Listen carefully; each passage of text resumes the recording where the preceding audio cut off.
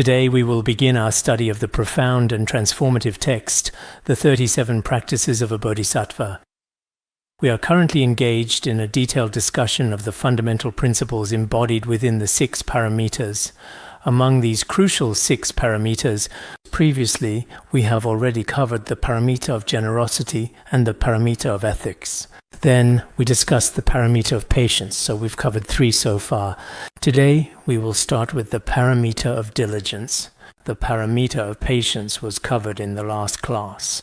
In actual fact, patience is indeed very, very important, but sometimes as ordinary people, it is very difficult to practice patience. I think that just talking about these teachings verbally like this, you all listen like this as well, but sometimes it might not have a particularly significant effect. Including myself, every single time I teach these profound Dharma teachings, I feel incredibly joyful and truly content. But when it comes to actually practicing them, perhaps in all honesty, I am not that successful either, For example, this afternoon, over a very small matter, I gave rise to anger. But upon reflection, it seemed like it was nothing at all. Yet occasionally anger still arises, and then I also lose confidence in myself. After teaching Dharma for so many years, and having stayed at the Institute for so many years, and yet, if something really serious happens, maybe feeling anger is understandable. For example, if someone clearly and deliberately harms you, in that case perhaps it would be excusable. But sometimes the mind of an ordinary person is such that just a very, very trivial cause and condition can make it hard to control oneself. And this happens, so I felt a bit uneasy all afternoon. There wasn't really any other reason for this discomfort. I just felt that at my age, I haven't practiced well. Maybe this is a sign of that. And as for other afflictions like greed, anger, and ignorance, they're really hard to suppress. I've talked about these things so much, just verbally. I think I started teaching in 1985, but in reality, when it comes to certain things, personally speaking, I'm not someone who particularly likes to lose my temper. I think I'm actually pretty good in that regard, but I feel that if I don't have a way to control myself, things could turn out really badly. The Dharma we talk about is just the Dharma, and people are just people. It seems like there hasn't been much change in our mental continuum. There may even be Dharma friends among us here who, if they go out this time, I've also, through various channels, I have heard a lot of news recently about many different people and various events. It's true that many are not very good at managing their afflictions.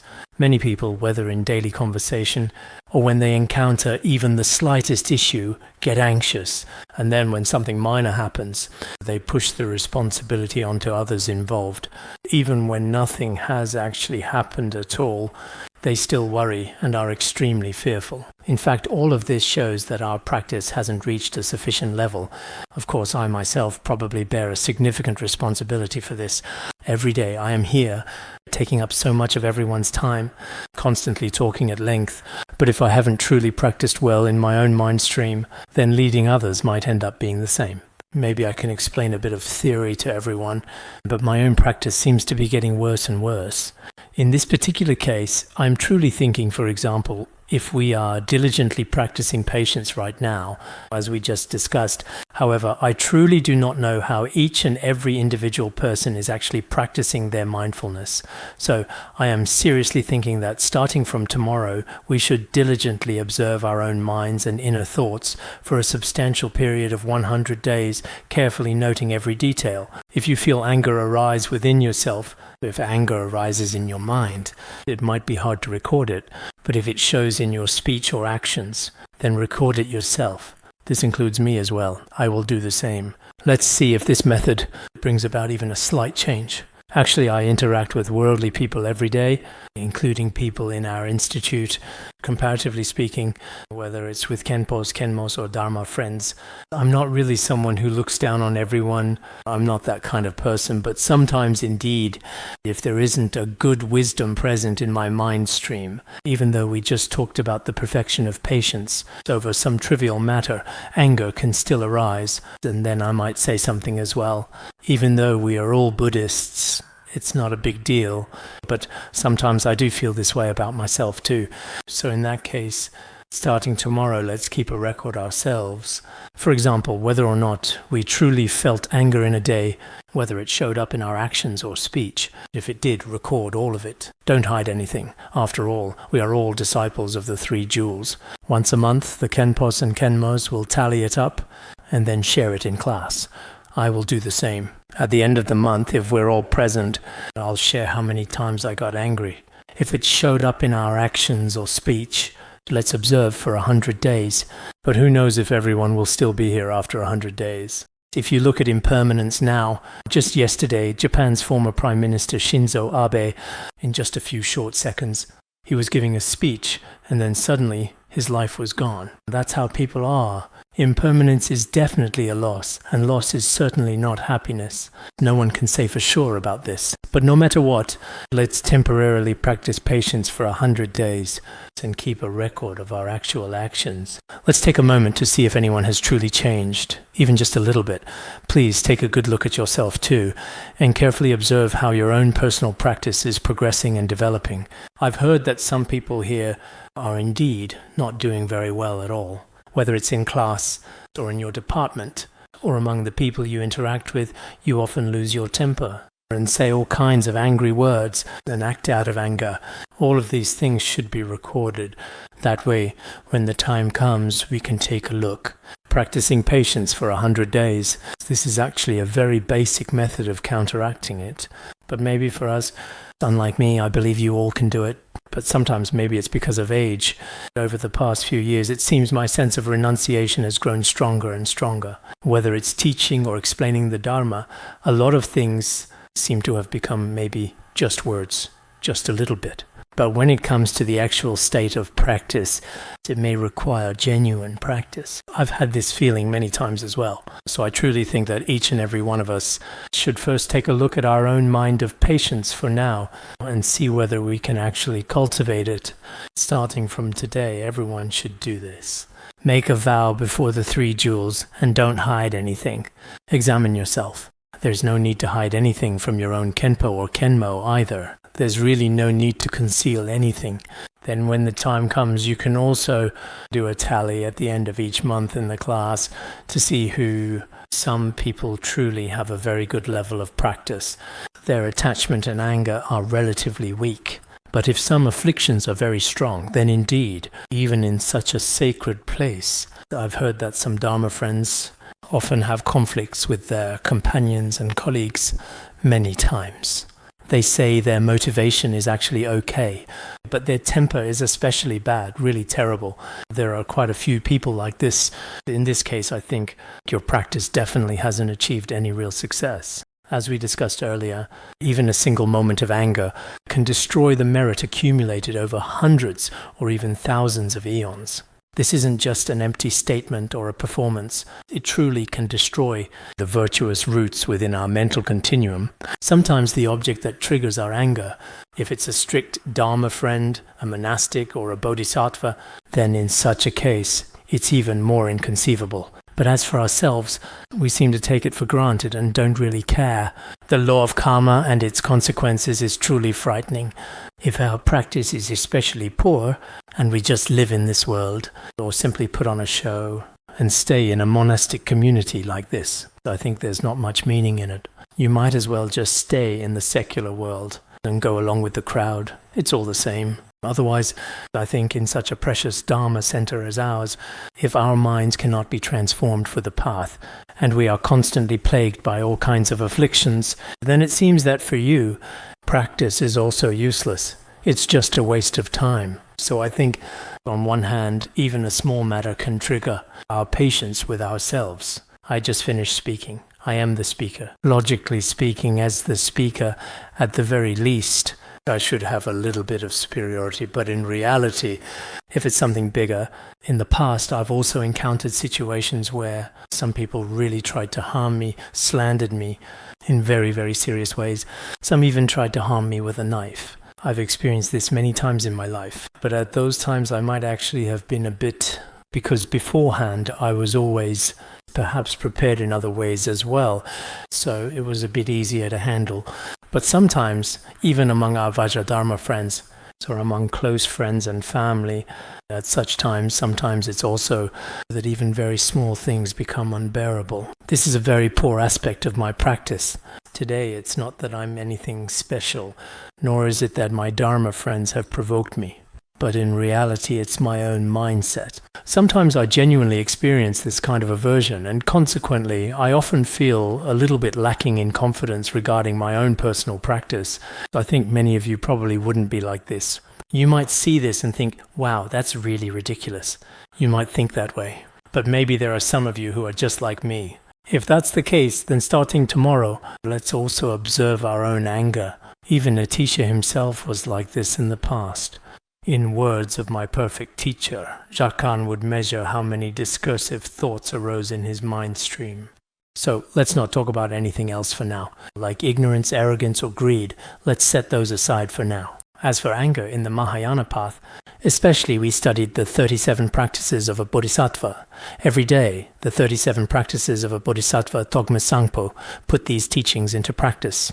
But many of us have indeed listened to a lot of Dharma teachings. However, the teachings remain teachings and people remain people. Every time I say a lot, there is a reason for it. So regarding the practice of patience that we discussed earlier, let me mention it briefly here as well.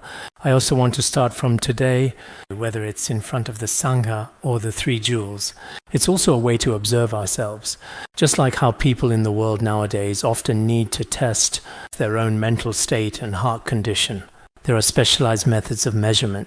If we just talk about anger, let's not even mention all 360 days of the year, even within just over 3 months. How many times has genuine anger arisen in your mind stream? How many times have you insulted others like this? You should also keep a record of this yourself. This is a supplement to what we discussed yesterday regarding the perfection of patience.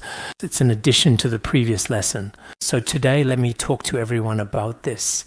Today, because there were quite a lot of things going on with the management committee here, I didn't sleep well last night either, and I didn't have dinner today, just ate an apple. So it's understandable that I don't have much energy today. All sentient beings in the desire realm are like this. Next, let's talk about the perfection of diligence. The perfection of diligence is like this. Those who only seek their own benefit in the Theravada work as hard as if putting out a fire on their head. Benefiting sentient beings is the source of merit. Engaging in diligence is the conduct of a bodhisattva. We can see that if one seeks only personal benefit and wishes to attain the peace and bliss of the states of Shravaka or Pratyeka Buddha, even in their practice, they still need to be as diligent as if their head were on fire, or as if their clothes were burning, and put it out quickly. Surely, if our head is on fire, or our clothes are burning, or our house is on fire, we would certainly act with great vigor to put it out, showing courageous diligence. So, as Mahayana practitioners, after giving rise to the supreme bodhicitta for the sake of all sentient beings, we need to practice the many great and difficult deeds of a child of the Buddha. This goes without saying. We must possess the courageous diligence that is the source of all merit. This is even more self-evident. If we need such diligence even for our own personal liberation and peace, then all the more so for this. So, when we make vows before all the Buddhas and Bodhisattvas and aspire to liberate all sentient beings, it is truly self-evident that courageous diligence is required. In fact, each of us has already generated this intention and made this vow. To achieve enlightenment, we must cultivate the 3 types of diligence. This is the practice of all bodhisattvas, the perfection of diligence. Next, in the Jewel Garland of the Middle Way, it is explained, diligence means delighting in virtue. The essence of diligence is to take joy in virtuous actions. In the Way of the Bodhisattva as well, diligence is defined as rejoicing in virtue. In fact, the meaning is the same. If we are especially diligent in negative actions or creating karma, or in some morally neutral worldly matters, even if we are very diligent in these, this is not called diligence. This is actually a form of laziness. It is also an expression of laziness. Only when we joyfully engage in virtuous actions as our object, this is called the true essence of diligence. The essence of diligence always lies in striving for virtuous actions. When a bodhisattva first practices diligence, it begins with a joyful attitude, donning the great armor of perseverance. This is known as armor-like diligence. Generally, armor-like diligence means first making a firm resolve, I must be diligent, and giving rise to such a mindset. This is called armor-like diligence. When one truly works for accomplishing the 6 perfections and other virtuous deeds, this is called diligence in gathering virtuous actions. The terminology here differs from words of my perfect teacher and finding comfort and ease in the nature of mind. There are some slight differences. Diligence in gathering virtuous actions and diligence in benefiting sentient beings. These terms are not so commonly seen in other places. Acting properly for the blameless benefit of sentient beings, always wishing to help sentient beings. In this way it is called diligence in benefiting sentient beings. In the Ornament of the Sutras and the Compendium of Sutras, Bodhisattva Asanga, the Compendium of Trainings, and the Compendium of Sutras, there are 2 of them. Among them, in the Compendium of Sutras, 5 types of diligence are explained.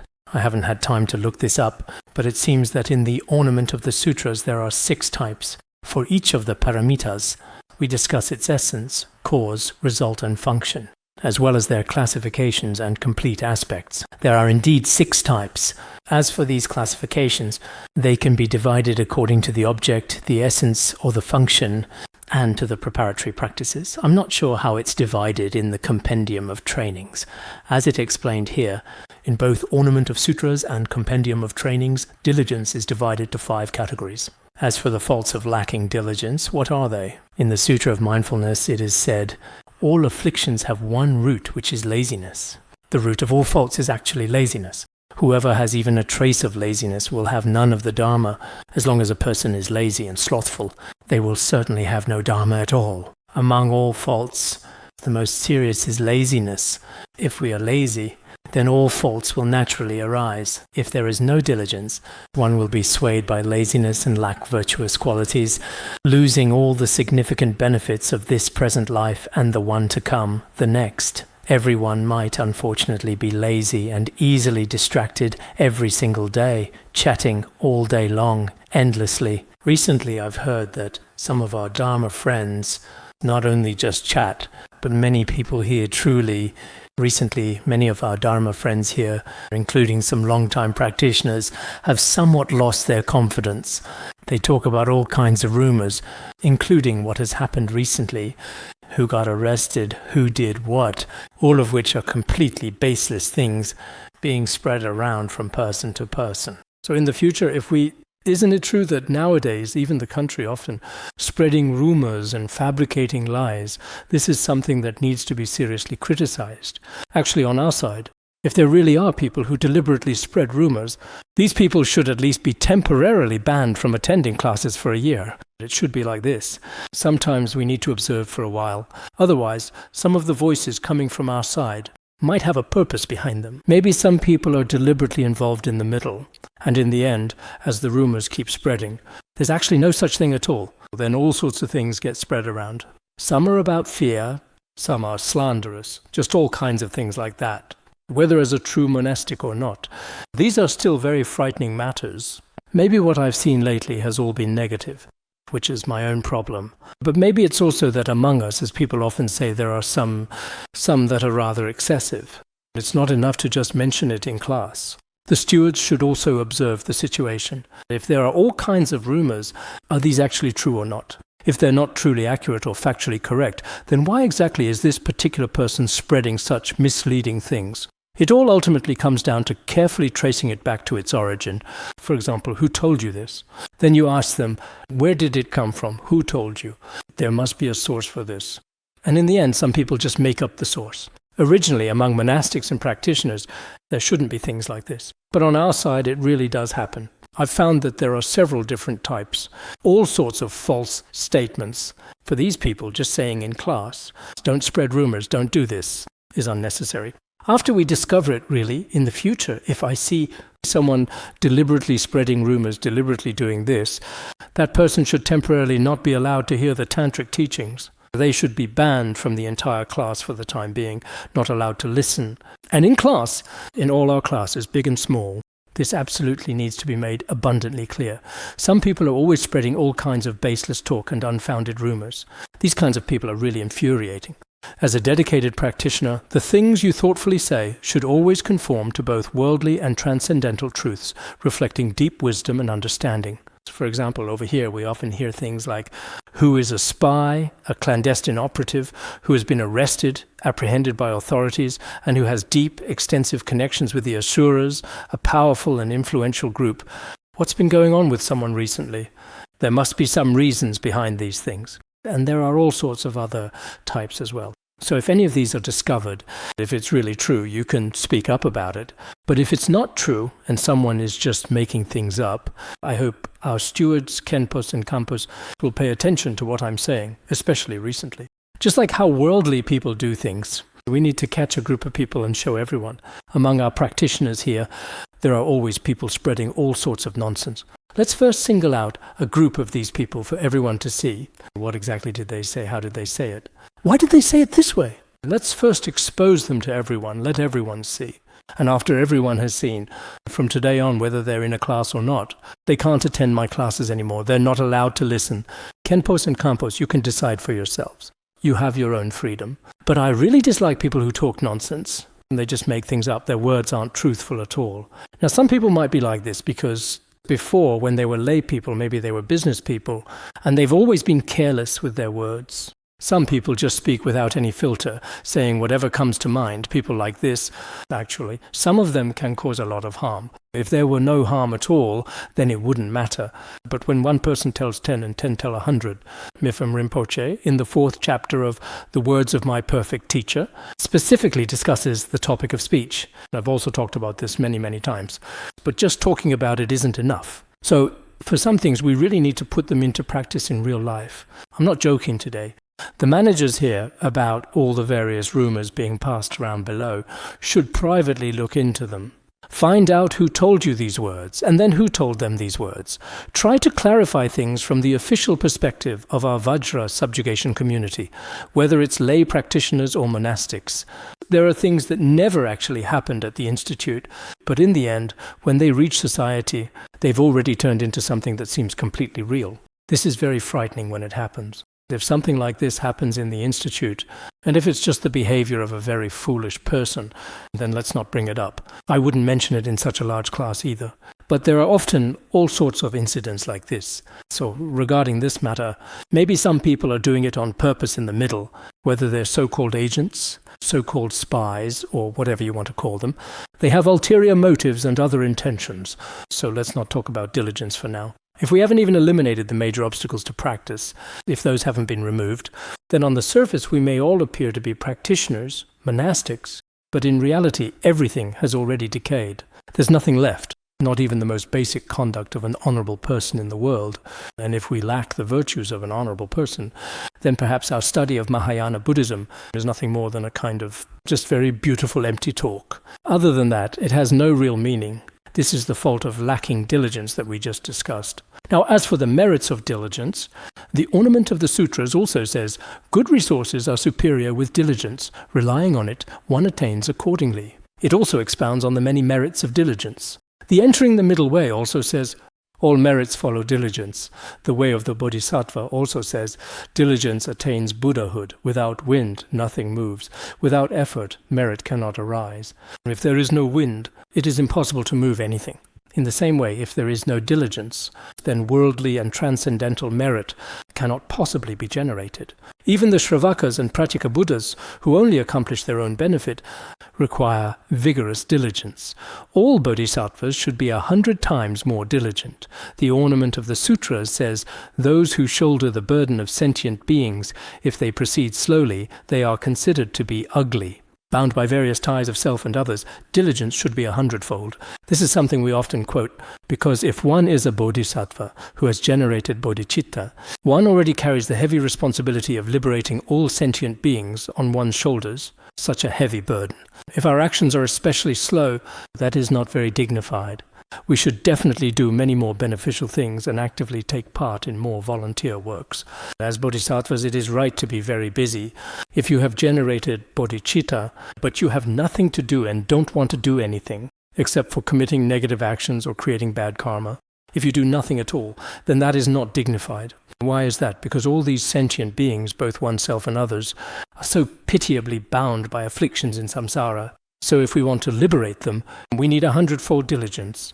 As for the last 2 lines, perhaps my explanation is not correct. I think that's how it is, though I don't remember very clearly. That's how the earlier part goes. In the original Tibetan text, it says, "We have promised to liberate sentient beings, and yet despite everything, we ourselves are truly not busy at all, nor are we in any particular hurry whatsoever." That is especially ugly and undignified. That's the meaning. The so-called source of merit. Wasn't there a source of merit mentioned in the verse just now? In fact, it is what the Ornament of Sutras says. The source of merit is diligence. That's the meaning. This is the supreme method of practicing diligence, giving rise to all worldly and supramundane merits.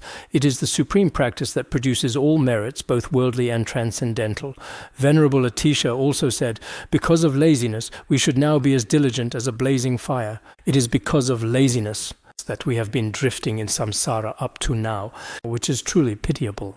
So from now on, we should act as if our head is on fire, or as if our body is on fire, and practice diligence with great vigor. All warriors are unharmed by enemies. Those who possess diligence overcome all adverse conditions. In fact, for those who are diligent, none of their enemies can harm them. Moreover, for the diligent, even adverse conditions are eliminated. Indeed, for those who are diligent, even though all kinds of obstacles may frequently arise, each and every obstacle will be overcome one after another, and victory will be achieved again and again. But if one is not diligent and is instead lazy and does not put in the necessary effort, then each obstacle, each demonic hindrance will cause you to fall. So for those who are diligent, when discussing the condensed Prajnaparamita Sutra, we talked about this, didn't we? The most diligent people are even feared by the demons. But the laziest people, the demons don't bother with them at all. It doesn't matter to them. However, those who are somewhat diligent but also lazy, such people tend to encounter more obstacles. Venerable Power also said, diligence is fundamentally cultivated by contemplating death. In fact, the root of diligence is to meditate on the impermanence of death. I will die, so I must be diligent right now. This is the best kind of diligence. Venerable Potwa also said, for us ordinary beings to attain Buddhahood, before we become Buddhas, we need persistent diligence. To achieve it through courageous and unceasing effort. Before attaining Buddhahood, one is to have perseverance in diligence. And as for diligence itself, if it's only perseverance like some of us, for example, some of us attend the oral exam class and just show up every day anyway, but basically don't read the books, just come to class. This is also meaningless. A very small number of people are like this. Some people, when studying any Dharma teaching, have a strong faith and vigorous diligence. The courage of the mind is very important. Faith in the Guru, faith in the 3 jewels, and this kind of courageous faith. And then as for diligence, whether it's reciting, practicing or meditating, you must meditate with this kind of strong determination. Otherwise, if you just put on a show on the surface, your recitation will be like this, and so will listening to teachings. You may be among those attending the teachings, but you don't really feel anything in your heart. In that case, it probably doesn't have much meaning, so you must keep making diligent effort. Here, what he just mentioned, persistent diligence and continuous diligence, there shouldn't be the fault of repetition, because for some people, although they are persistent, they keep stopping and starting in between. Whether it's listening to teachings, some people have been listening for many years, which could be considered a kind of persistent diligence. But then they stop for a while and leave for some time, then come back and then leave again for a while. So in the future, maybe things are a bit better here for us now. After the lamas and nuns finish their break, for example, on the lamas' side, tomorrow at noon, each class will have to hand in their phones. Classes will officially start tomorrow. If a Kenpo or a Kenmo doesn't start class on the scheduled day, then all of the eager students in their entire class, every single one of them, will have one day deducted from their score for the year. If some Kenpos don't even show up themselves, then the deductions will be applied below as well. These significant deductions, when it comes to academic class promotion at the end of the year, based on the overall evaluation, or at the end of the year, their conduct scores will be deducted accordingly. So for us in the future as well, I'm not sure if this kind of situation is happening now. Tomorrow, the academic office should thoroughly check for me to ensure everything is in order and properly accounted for, to see whether all the Kenpos and Kenmos are present or not. That day I said my class would start on the 9th or 10th. even though I had a lot of things to do. I still, even now, didn't go against what I had originally said at that particular time. So I think for us here as well, should we consider whether it's necessary in the future for these Khenpos and Khenmos? Since some Khenpos and Khenmos often use this reason or that reason, then in that case, no matter what the Khenpos or Khenmos say, if the students below are the ones suffering, they will naturally feel pressured. On the Lama's side, tomorrow everyone must attend class, because they already took 10 days off before. If in a class the Khenpo doesn't show up, then the whole class loses a day's points. If they don't get the points, at the end of the year, their overall assessment won't go up. Should we consider in the future? In the past, we were a bit more self-disciplined, but now it seems that some Khenpos and Khenmos, some are older, some take things more seriously. There are some senior professors in the school, especially impressive ones, who just act like that, putting on airs. Even during meetings and discussions, they always raise opposing opinions and act very impressive. But they can't really come up with any truly constructive suggestions. And every time there's class, they're late by 2 or 3 days. Isn't that truly the case? If anyone is indeed missing before our class tomorrow night, which Khenmo or which Khenpo will be the one to notice? Oh, there's no class tomorrow, right? The day after tomorrow then. Tomorrow is Sunday, right? Then let's do a head count tomorrow. Is there anyone who won't be in class the day after tomorrow?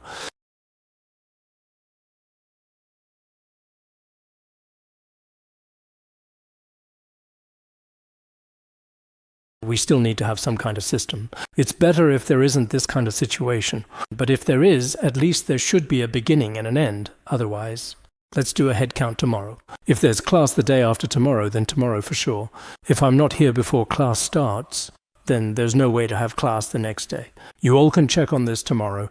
When I'm teaching, if any Khenpo or Khenmo is still out playing around, the day after tomorrow, let's give him some well-deserved praise here. This particular individual is considered one of the more successful people around this area. I even started teaching early on the 9th. If you're still not in class on the 10th or 11th, that means you must be having an even better time. So tomorrow, please provide me with the complete list.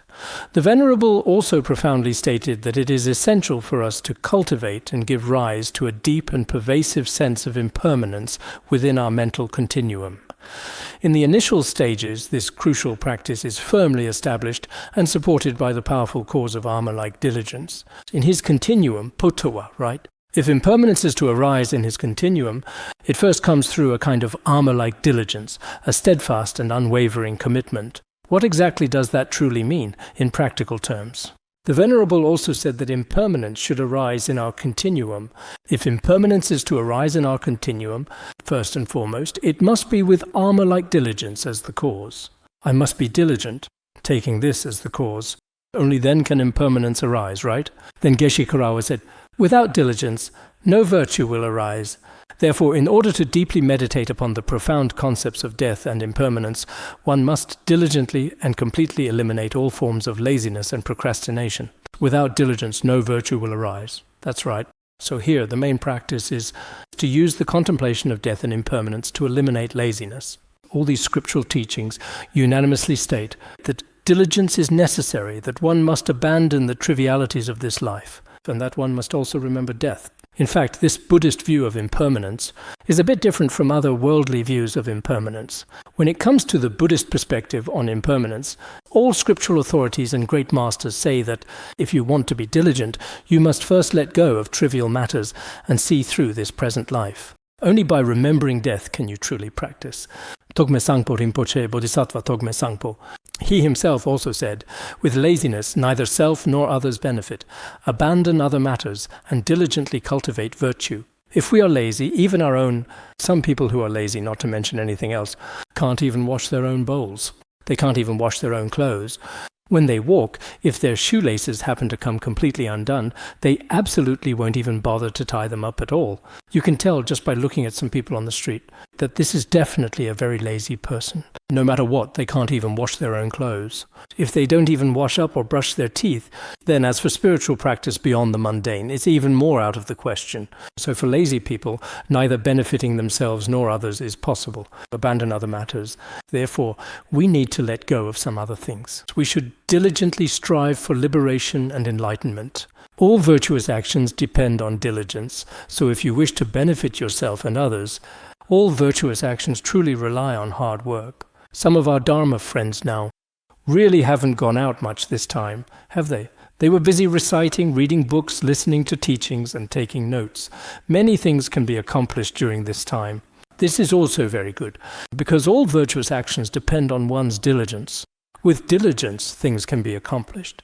So, if you want to achieve benefit for yourself and others, at all times, be free from laziness and cherish diligence as your very life. Don't waste other people's time. Don't delay other people's time.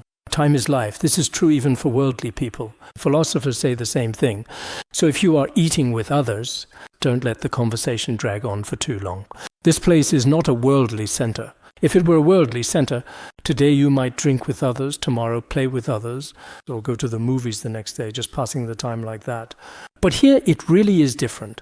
Whether it's the lamas or the nuns, most people are very diligent. Many people, through diligence, have gained much, whether subduing their mental continuum or enhancing wisdom in study, contemplation, and practice.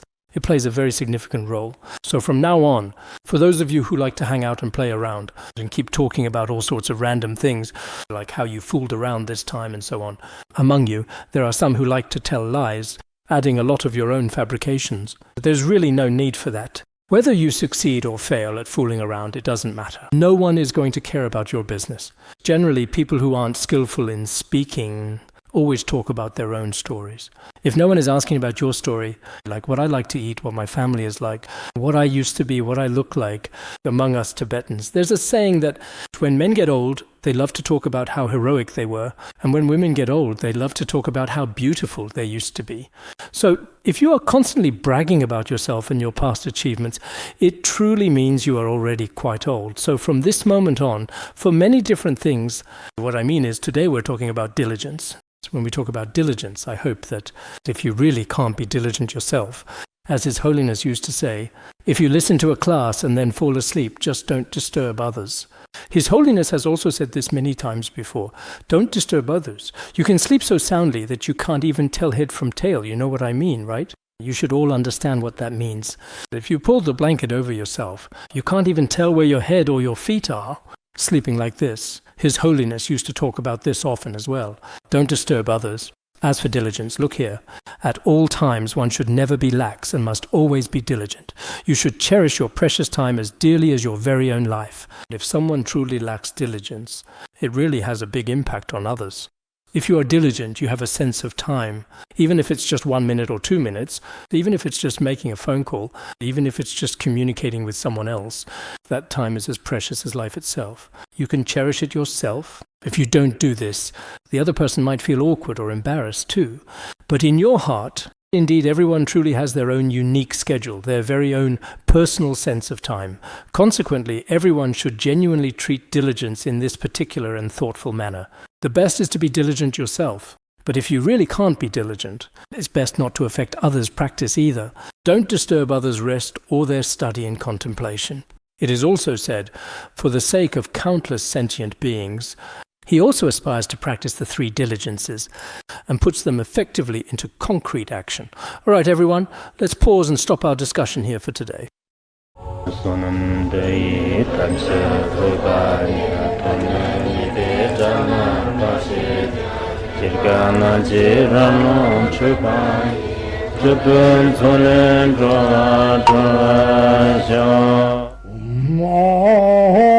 Bandangara Badna Sodargye